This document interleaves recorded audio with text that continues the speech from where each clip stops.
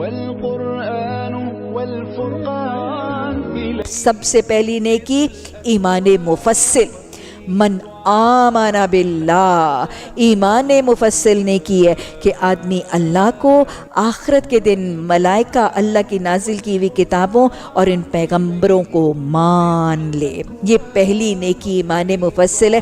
اور ایمان کا مطلب یہ اللہ کو ماننے کا مطلب کیا ہے؟ ایمان باللہ کا مطلب صرف یہ نہیں ہے کہ اللہ کو، اس کی ذات، صفات، اختیارات، قدرت اور کمالات اور وحدانیت کے ساتھ مان لینا ایمان ہے. اللہ کو ماننا اور اللہ کی ماننا، اللہ کو، قرآن کو، نبیوں کو ماننا اور ان کی ماننا. ایمان باللہ، ایمان بالکتب اور ایمان بالرسل. فرشتوں کو ماننا کیا مطلب ہے؟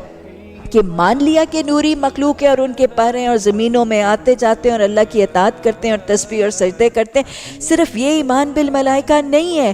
ایمان بالملائکہ کا تقاضا ہے کہ ہمیں وہ کرامن کاتبین بھی یاد رہیں، ہمیں ملک الموت کی ملاقات بھی یاد رہے، ہمیں قبر کے منکر اور نکیر بھی یاد رہیں، قبر کے عذاب کے فرشتے بھی نہ بھولیں. یہ ہے ایمان بالملائکہ کا تقاضا. اللہ ایمان عطا فرما، اس میں پختگی عطا فرما، موت کے وقت تک عطا فرما، اور اللہ خاتمہ بالایمان فرمانا.